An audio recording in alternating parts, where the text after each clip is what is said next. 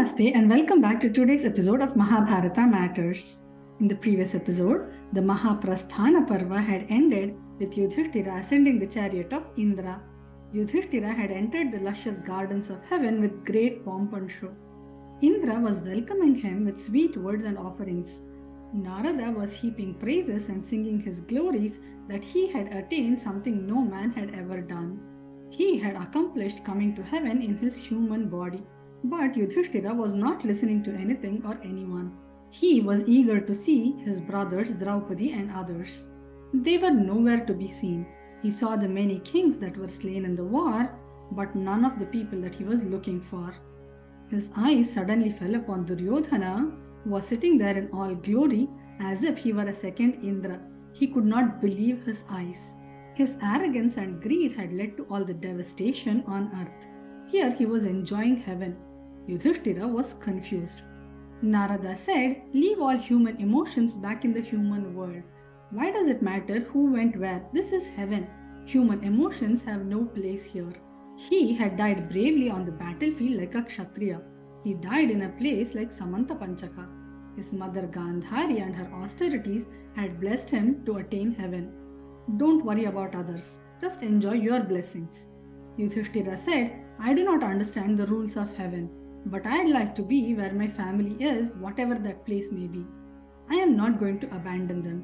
I want to see my brothers. I want to see Draupadi. I want to see my mother Kunti. I want to see my elder brother Radheya. I want to see my dear Abhimanyu, my other sons, Dhrishtadyumna, Satyaki and everyone else. Of all, I want to see my dear Krishna. Please take me to them immediately." So Indra asked his attendants to take Yudhiṣṭhira to where all his brothers and everyone else was. The attendants said, "This alley leads to where your brothers and family are. We are told to take you for so long as you can go. If you decide, you can return at any time." They were walking through dark alleys with worms crawling everywhere and eerie sounds. There were putrid smells everywhere. It was a very repulsive environment. He was about to turn back when Yudhiṣṭhira heard faint voices. They said, "Please do not leave us behind in this dreadful hell. Your arrival has brought soothing comfort to us." He asked, "Who are you and why are you seeking my presence?" And the voices replied that they were Bhima, Arjuna, Nakula, Sahadeva, Draupadi, Dhrishtadyumna and others. Yudhiṣṭhira was furious. He said, "What kind of heaven is this? All these people have been righteous all their lives. They have done only dharma. Why is it that they deserve to be in such a repulsive place? It does not matter. If this is the place they are, I will stay with them right here. Go back to your master and tell them that I have found my heaven. I do not want to go to any other heaven now." He had decided to stay back with them no matter what the place was. After some time, there was a sudden glow and all the eeriness had suddenly disappeared. Indra and Dharma had appeared in front of him. Yamadharma said, "Yudhiṣṭhira, you have passed your final test. The first one was when you answered all the questions of the Yaksha in the forest. The second one was when you would not leave the dog behind to attain the heaven yourself. Now this was the third test when you would not abandon your brothers and others. Everyone gets both heaven and hell. They get what they deserve according to their actions on earth. Those who have an account of papa, that is surpassing their punya, will go to heaven first. There they will expend their little punya and then go to hell for a much longer time.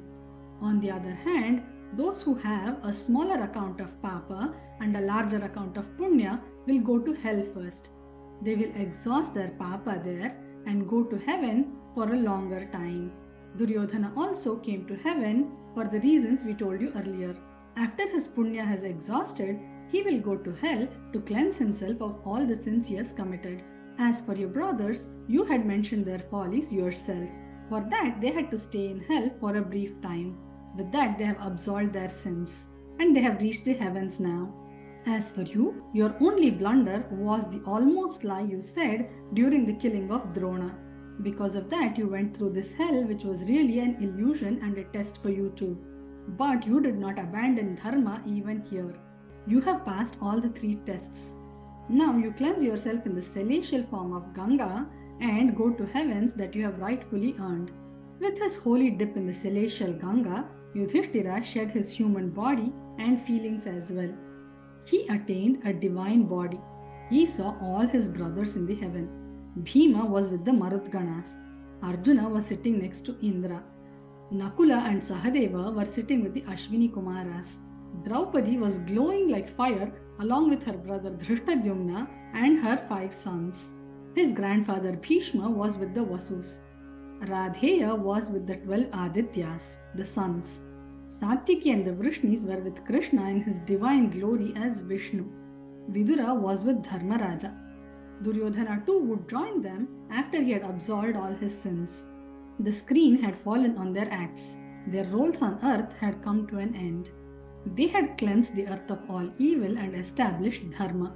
All the human forms were absorbed into the divine forms of their origin, their fathers. The story of the Pandavas led by Krishna is said to be immortal. It will be told and retold again and again, so long as the sun and moon will be orbiting their paths. The story is said to revive and rejuvenate the goodness in any human being if they contemplate on the symbolic values depicted in these stories. With Bhagavan Krishna's blessings, Svargārohaṇa Parva comes to an end. With this, the story of Mahabharata also comes to an end. So what are our takeaways from this part of the story? Punya does not offset Papa. We have to pay the price for both. So we cannot say if I do lot of Punya, some of my Papa will be absolved. There are consequences for each of them separately. Hell and heaven are here and now. Both of them arise from the same divine source within us. Just as a movie screen can show both a murder movie as well as flowing gardens of flowers, on the screen of our mind, both good and bad are projected. It is our vasanas that are projecting our thoughts and weaving our experiences. Hence, we can experience this phenomena of hell and heaven while on earth as well as after death. Best is for last. If we want to attain heaven finally, we have to do more good deeds while we are here and now. Yudhiṣṭhira bathed in the celestial Ganga and shed his human body. This symbolizes that we are inherently an embodiment of that divinity. The Svargārohaṇa of the Pandavas symbolizes the Jiva attaining self-realization. Due to the Avarana and Vikshepa Shakti of Maya, we take ourselves to be mere mortals. Avarana means veiling, Vikshepa is projection. Maya has the Shakti, the power to project and veil things from what they really are. Hence, we suffer and succumb to the vanities of the physical, emotional, and intellectual worlds. Once we transcend that and attain self-realization, there is only joy. There is only heaven. With this, the story of Mahabharata has come to an end. In the next episode, we will see a brief synopsis. With these thoughts, we come to the end of today's episode. Remember, in this series, we are discussing matters of Mahabharata because even today, Mahabharata matters. Hari Om!